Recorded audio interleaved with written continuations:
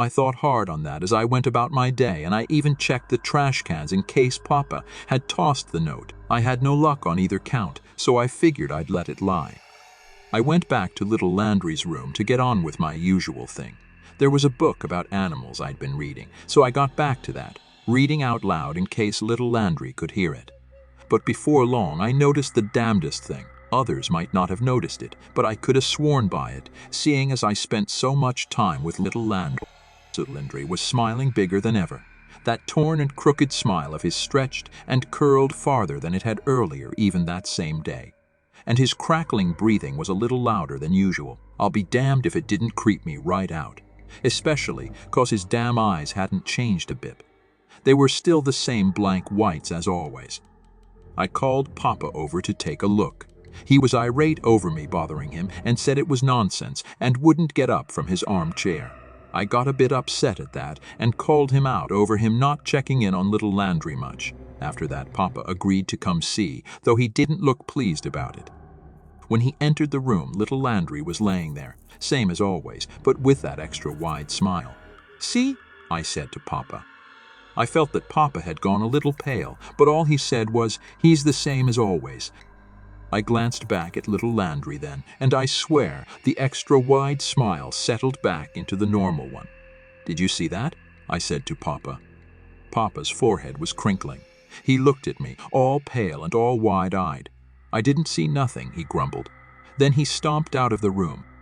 And he didn't stop there. Hell, he stomped right out of the front door. That was the last time I saw.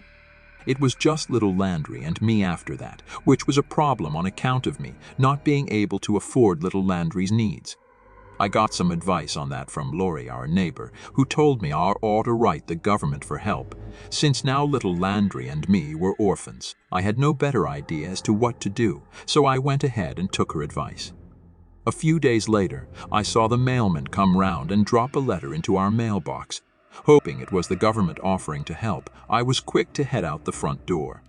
Lori happened to be there, out for a walk. I smiled and waved to her as I got to the mailbox. Then I pulled out the letter and saw that it was in fact from the government. Just as I ran my finger under its lip to open it up, Lori spoke to me. "Oh," she said, "your father's back, son?" What an odd question, I thought to myself. With a frown I replied, "No, Mom." Lori sighed and said, "Oh, sorry, hun, just assumed that's who was in your kitchen." She waved an apology and continued along the sidewalk. Confused, I spun round, and I damn near fell over. I saw the outline of a person in the kitchen behind the mesh curtain, but nobody was home except little Landry and me. Bewildered, I dashed back inside and went straight there. But there was nobody there. The kitchen was the same as always, NAA, except for a small yellow note on the wall.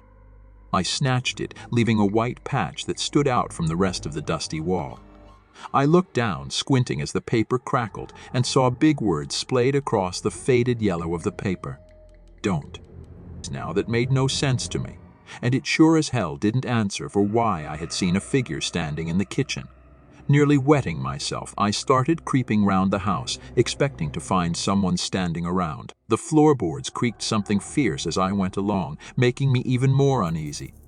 There was nobody in the house, at least not the parts of the house other than little Landry's room. I had almost hoped I'd find some robber or some masouche in Papa's bedroom, but there was no one, leaving only little Landry's room for me to check. I was shaking as I crept toward his doorway. I'd gone in and out of that room dozens of times each day for as long as I could remember, but in that moment I was so scared I almost froze in place. After a long moment I got to the edge of the doorway, and I tilted my head past it, peeking into the room. Little Landry was there, the same as always, and there wasn't anyone else in the room with him.